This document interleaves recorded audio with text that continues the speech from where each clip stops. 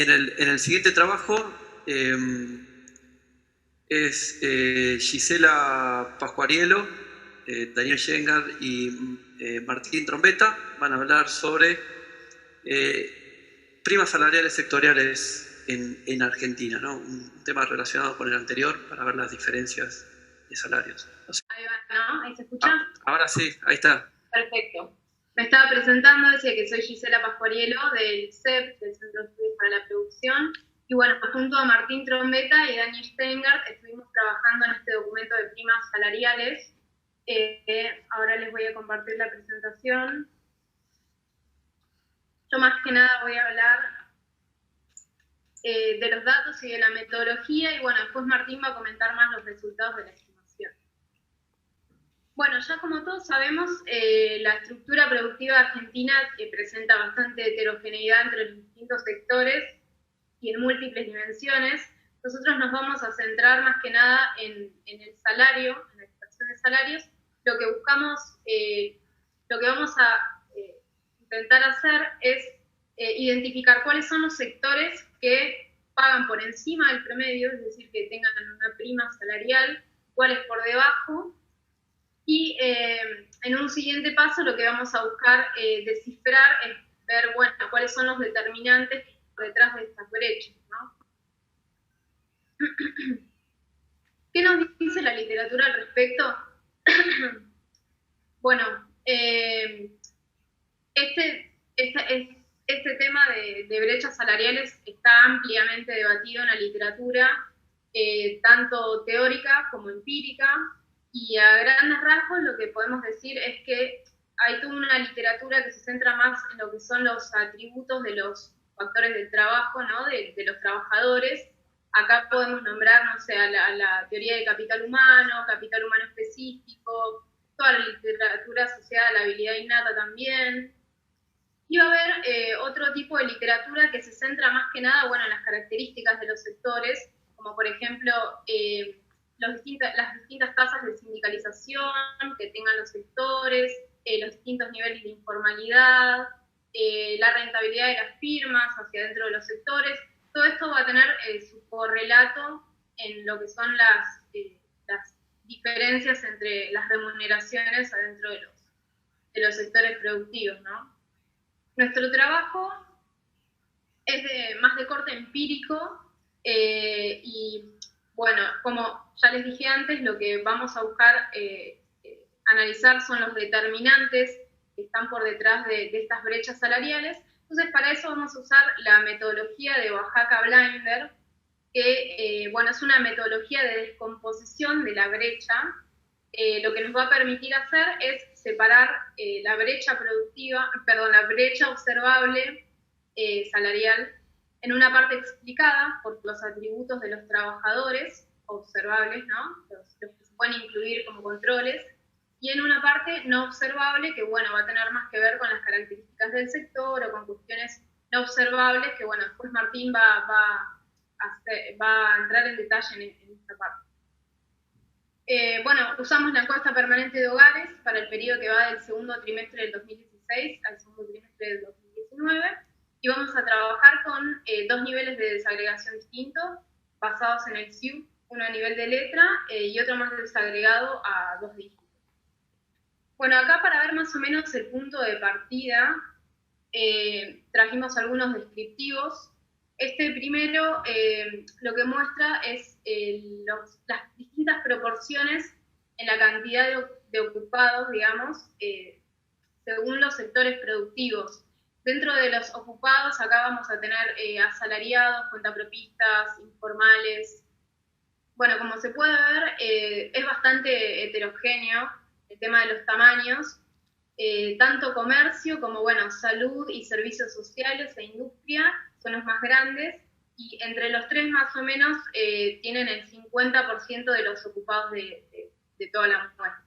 Bueno, y por otro lado, minas y canteras, electricidad, gas y agua son los más pequeños. Acá haciendo una división por, bueno, la división más convencional por género de varón y mujer, el sector de la construcción se caracteriza por estar básicamente compuesto por ocupados varones, Y en el otro extremo, el servicio doméstico tiene en su mayoría ocupadas mujeres, ¿no? Enseñanza también es un sector bastante feminizado. Bueno, y acá lo que quería resaltar es que, por ejemplo, agro y ganadería presenta un nivel, una proporción baja de ocupados, pero esto más bien responde a que la EPH releva sectores urbanos, ¿no? Entonces, este número va a estar un poco disminuido. Bueno, este segundo gráfico lo que muestra es la proporción de registrados por sector. Acá es importante aclarar que no tomamos el total de la muestra, sino solamente un subgrupo, que es el de los asalariados. Y bueno, acá servicio doméstico y construcción aparecen como los más informales. Y por otro lado, bueno, minas y canteras, electricidad, gas y agua, enseñanza, son los que aparecen como con mayor nivel de formalidad. De acá es importante resaltar que llévense este gráfico porque va bastante de la mano, ¿no? El tema de las primas salariales con las primas de registración. Después Martín les va a mostrar los resultados y bueno, van a ver que es así. Bueno, después los sectores productivos por horas trabajadas semanales. Acá podemos ver que el promedio es 35.9 horas y bueno, no hay tanta variabilidad entre los sectores. Sí, nuevamente resaltan servicio doméstico y enseñanza, que están bastante por abajo del promedio, pero acá hay que señalar que estos son dos sectores en los que los ocupados tienen más de un trabajo, ¿no? Está este fenómeno del pluriempleo. Y de acá también me gustaría señalar que minas y canteras, transporte y comercio, los sectores que tienen, están bastante más por arriba del promedio, tengan en cuenta esto a la hora de ver los resultados, porque nosotros los vamos a presentar tanto para el salario total como para el salario horario. Entonces acá va a haber variabilidad, digamos, con estos sectores que están por encima del promedio. Bueno, acá viendo los sectores productivos según nivel educativo en cuanto a años de educación, el promedio da aproximadamente 13 años y esto es un poquito más que secundaria completa, que serían 12 años. Y bueno, nuevamente los sectores que vuelven a aparecer en el fondo son construcción, servicio doméstico, agro y ganadería, y bueno, los que tienen... los que están por encima del promedio son enseñanza, intermediación financiera, servicios profesionales y empresariales. Acá hay que destacar que están dentro de los estudios jurídicos y contables. Bueno, que donde en estos sectores la norma es más la educación terciaria o universitaria. Esta variable, nivel educativo, también es importante ver desde dónde partimos porque va a tener bastante peso en lo que es la parte de la brecha que está explicada, ¿no? Por los atributos. Y bueno, y por último, presentamos este gráfico de sectores productivos según calificación del puesto.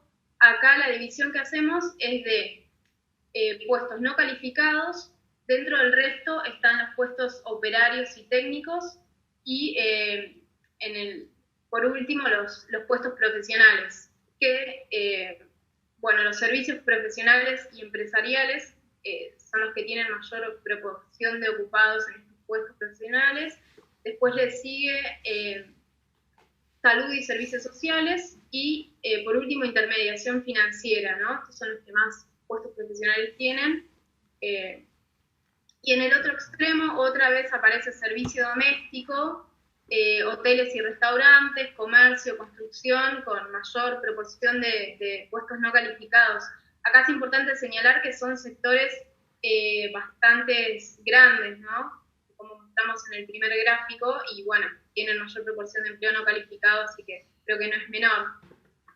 Bueno, este es mi último gráfico, pero creo que lo importante para resaltar acá es que este es el punto de partida en el cual se basa nuestro análisis. Y bueno, hay sectores que, como van a ver, este tema de que tengan menor nivel educativo, inserción de personas más jóvenes, como hotelería y restaurantes, también mayor proporción de ocupados de nacionalidad extranjera. Todo esto va a tener su correlato en lo que son las primas, más que nada las penalizaciones en las remuneraciones. Así que bueno, ahora los dejo con Martín, que les va a contar la parte más jugosa. Bueno, salí vos y ahora comparto yo.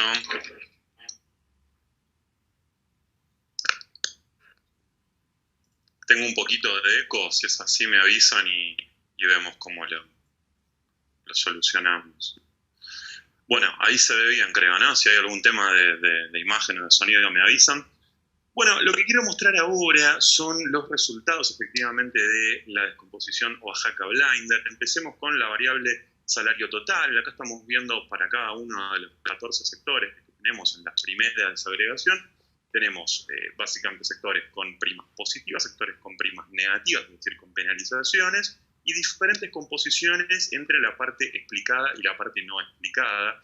El sector minas y canteras, que en rigor incluye petróleo, que es la parte quizás más importante, tiene una prima, fíjense, súper alta de 230% de prima salarial por encima del resto de la economía, con componente explicado y no explicado, con primas no tan grandes, pero igual considerables. Encontramos el sector financiero, el sector energético. El sector público tiene una prima salarial de magnitud importante en Argentina, que aparece en el extremo opuesto: servicio doméstico, agroganadería, hotelería y restaurante, comercio, todos sectores con construcción también, con penalizaciones importantes. ¿Bien?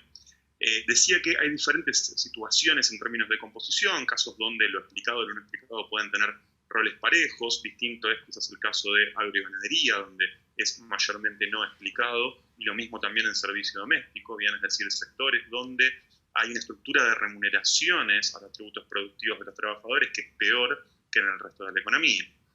Esto, así puesto, tiene su interés, pero quizás creo que puede llegar a ser un poquito más, quizás, si nos vamos a ver el salario horario, porque acá tenemos una idea más quizás concreta de cómo se remunera cada hora de trabajo. Acá, por ejemplo, vemos que en minas y canteras, en petróleo, sigue habiendo una prima bastante importante, pero no tan grande como antes, no de 230%, sino de poco más de 100%, y más en la línea con lo que se observa en otros sectores. Y picó un punto el sector enseñanza, que antes quizás en salario total no aparecía tan arriba, pero recordemos que eso tiene mucho que ver con el problema de que en enseñanza el trabajo part-time y el pluriempleo son muy habituales. Acá estamos tomando salario únicamente de la ocupación principal y eso puede producir algún ruido. Cuando miramos el salario horario, enseñanza tiene una prima bastante importante, mayormente explicada, pero también con un componente idiosincrático del sector.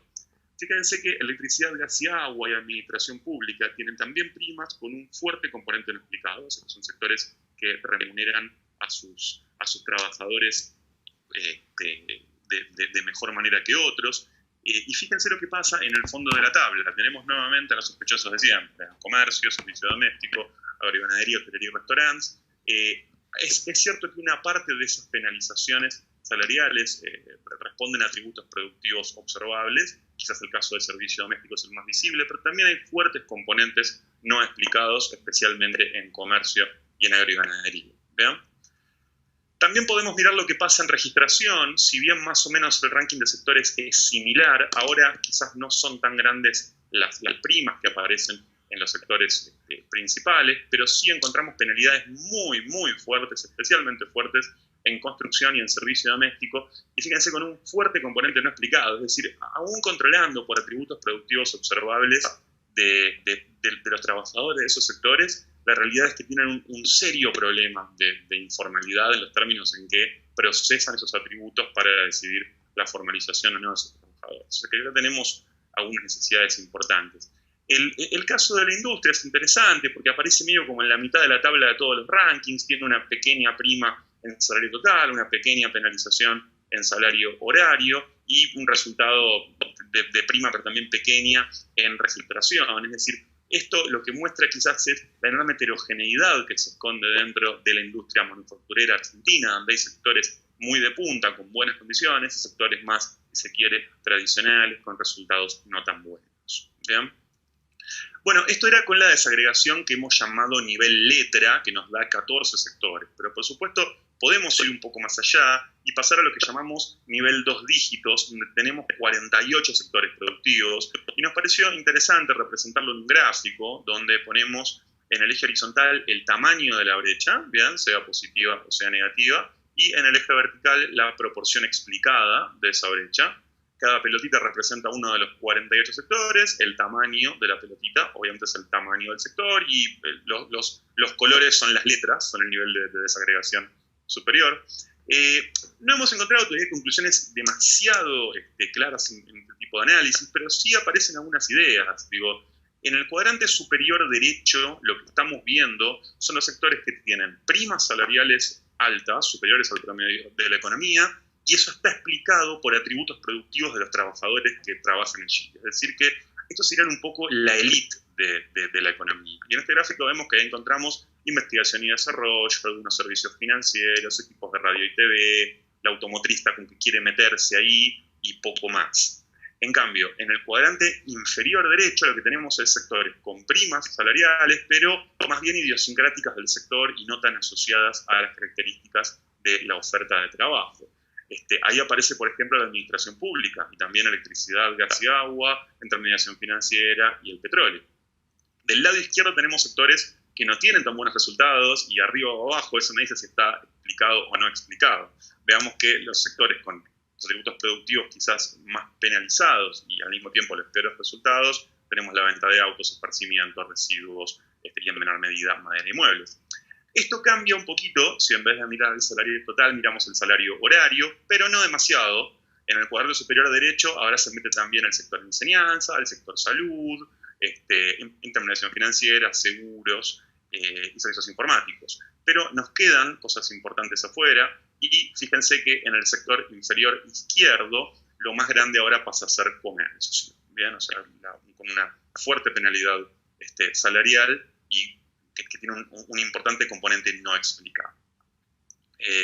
También se puede hacer lo mismo con la variable registración. Los resultados son más o menos similares. Construcción y servicio doméstico, como mencionábamos hace un rato, aparecen súper corridos a la izquierda con enormes penalidades en estos términos, que aparecen con un fuerte componente no explicado, aunque más o menos cerca del promedio general de la economía, transporte terrestre, esparcimiento, precios inmobiliarios, todo eso, calzado y cuero, madera y muebles, todo eso sigue apareciendo en el cuadrante inferior derecho y en el superior derecho seguimos encontrando sectores muy parecidos a los que mencionábamos recién.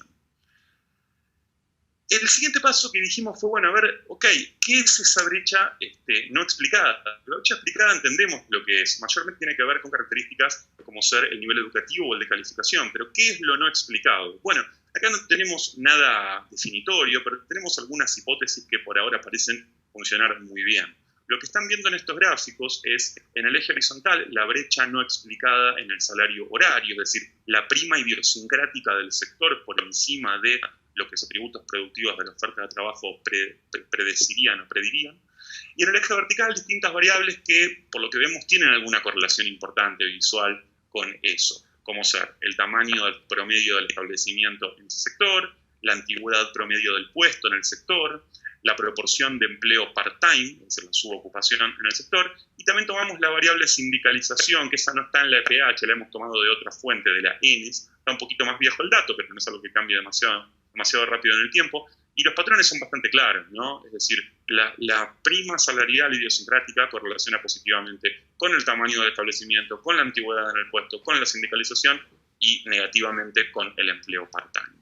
Si uno mira la variable registración, los patrones son muy similares y son todas correlaciones muy visuales. Es decir, que lo que parece estar ocurriendo aquí es que aquellos sectores que tienen empresas más grandes, una mejor calidad de matching entre oferta y demanda de trabajo que se traduce en puestos que duran más en el tiempo, también los puestos pueden durar más en el tiempo en la medida en que las empresas duren más en el tiempo, vean, que las unidades productivas sean más estables, allí donde hay mayor proporción de empleo a tiempo completo y allí donde hay negociación colectiva con organización colectiva de parte de los trabajadores en la forma de sindicatos, todo eso nos da la pauta de sectores idiosincráticamente favorables para sus trabajadores y viceversa.